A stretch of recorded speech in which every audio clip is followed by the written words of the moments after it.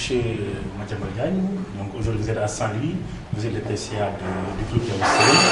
Vous avez donc tenu une rencontre. Est-ce qu'on peut avoir donc l'économie de ces rencontres? Oui, nous avions tenu à rendre visite au groupe scolaire Yaousselim ici à Saint-Louis pour rencontrer les parents d'élèves, rencontrer les élèves, le personnel enseignant et le personnel administratif, mais aussi rencontrer les autorités de la ville de Saint-Louis pour discuter avec nos interlocuteurs sur la situation qui frappe l'école, le groupe scolaire Yaousselim, une situation consécutive à une décision du gouvernement du Sénégal de dissoudre l'association qui exploitait les écoles Yaousselim et qui constitue une menace pour l'avenir de l'école.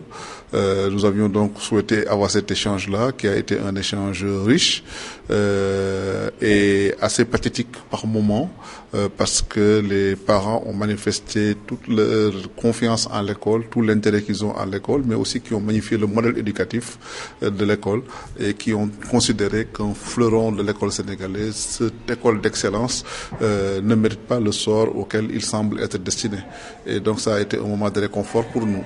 Moi, je rentre de Saint-Louis avec une fierté, mais aussi un pincement au cœur.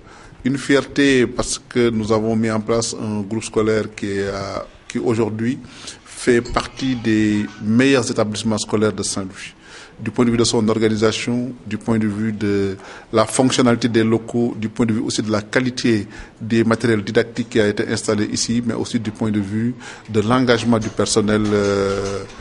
Vous jetez un coup d'œil dans cette école, il n'y a pas deux écoles comme cela, aussi propres, aussi bien organisées, aussi bien ordonnées dans cette ville de Saint-Louis. Et c'est la même chose partout à travers le Sénégal. Je crois que donc c'est une fierté pour nous qui sommes les responsables de ce groupe scolaire.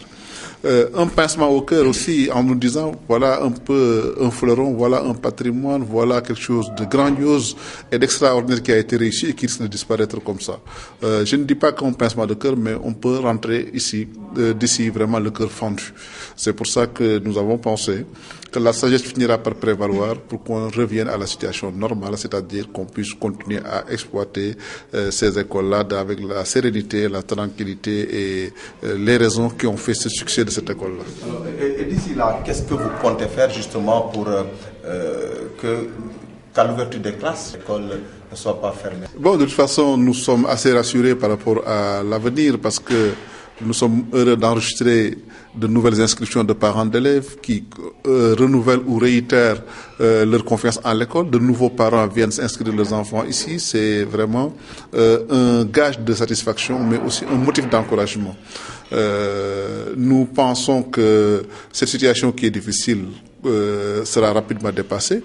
De toute façon, nous avons saisi la justice sénégalaise sur cette question-là. La justice aura disons, trancher le différend qui nous oppose à l'État du Sénégal. Et d'expérience, nous osons espérer que la justice sénégalaise ira dans le sens de notre demande, c'est-à-dire une demande fondée sur le droit, une demande fondée sur la justice, une demande fondée sur l'équité. Dans la même situation, la justice au Niger a annulé la décision du gouvernement du Niger. Nous pensons que la justice sénégalaise aussi fera de même par rapport à la décision du gouvernement du Sénégal qui va compromettre l'avenir de l'école Yaousselim. Donc nous sommes rassurés, nous sommes confiants et nous sommes d'autant plus rassurés et confiants que nous avons le soutien unanime des parents d'élèves. Nous avons le soutien unanime de l'opinion publique nationale sénégalaise. Nous considérons que la question de l'éducation est une question primordiale et importante pour l'État, pour les parents et pour toute la société sénégalaise. Et que donc, avec une question comme l'éducation des enfants et des fils d'un pays, on ne doit pas jouer avec. Et nous osons espérer que cette exigence-là sera toujours de rigueur pour que l'école puisse continuer à fonctionner normalement.